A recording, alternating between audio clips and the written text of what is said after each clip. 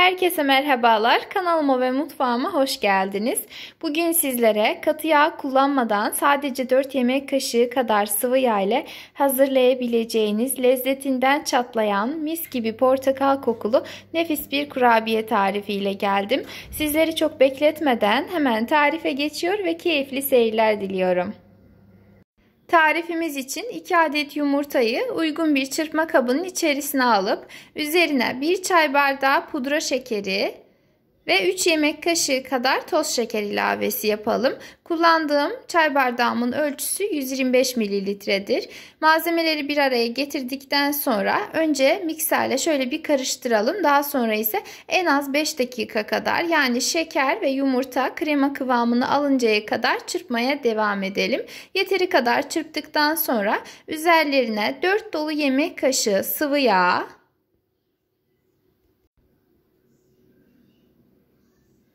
1 adet portakal kabuğu rendesi, rendelemeden önce mutlaka sirkeli suda bekletelim ve 25 milim, yani ortalama 2,5 yemek kaşığı kadar da portakal suyu ekleyelim.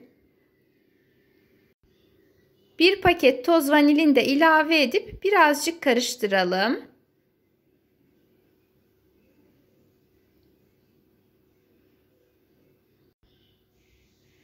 Şimdi sıvı karışımımızın içerisine kurabiyemize renk vermesi adına yarım çay kaşığı kadar toz zerdeçal, 1 paket kabartma tozu yani 10 gram ve 2 su bardağı dolusu unu eleyerek ilave edelim.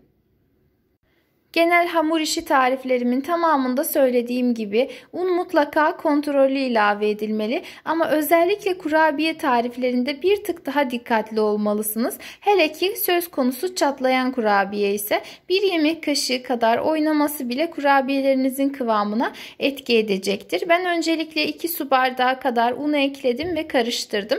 Baktım ki kıvamı istediğim gibi olmadı. Daha sonrasında yarım su bardağı ve artı 1 yemek kaşığı dolusu kadar daha un ilave edip karıştırmaya devam ettim.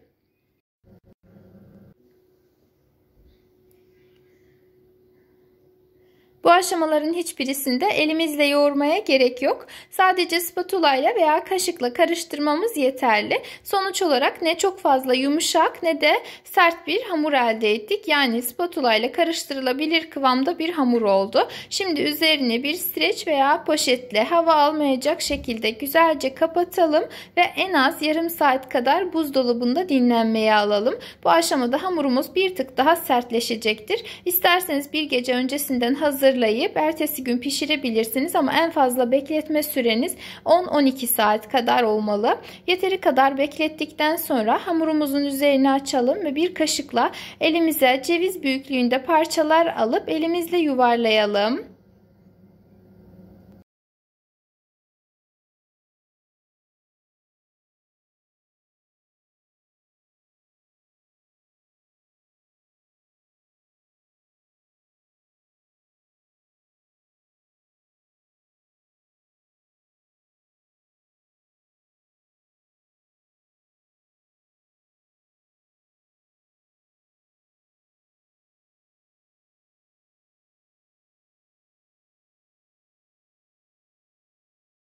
Hamurun tamamına şekil verdikten sonra hiç bekletmeden üzerlerini pudra şekeriyle kaplayıp yağlı fırın kağıdı serilmiş fırın tepsisine dizelim. Bu aşamada özellikle hiç bekletmeden diyorum, çünkü beklettiğiniz takdirde hamur yumuşayıp tepsiye yapışmaya başlayacaktır. Ben birazcık bekletmek zorunda kaldığım için hamurları alırken birazcık güçlük çektim. O yüzden sizlere de özellikle bekletmemenizi tavsiye ediyorum. Bu arada eğer tarifimi buraya kadar izlediyseniz, beni her nerelerden takip ediyor iseniz bulunduğunuz ili, ilçeyi veya ülkeyi yorum kısmında belirtirseniz çok sevinirim. Tarifle ilgili herhangi bir sorunuz, görüşünüz, öneriniz olursa onları da yorum olarak yazabilirsiniz. Her zaman olduğu gibi titizlikle kontrol edip cevaplamaya çalışacağım. Şimdiden değerli yorum ve beğenileriniz için hepinize çok teşekkür ediyorum.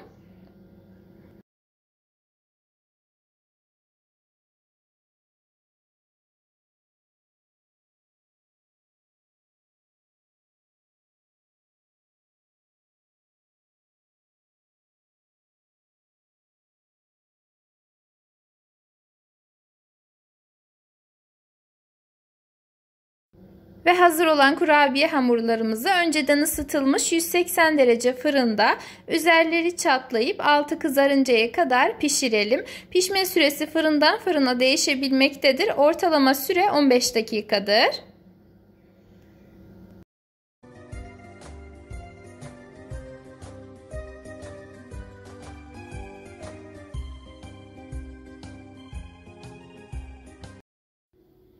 Ve portakallı çatlak kurabiyelerimiz artık servise hazırdır.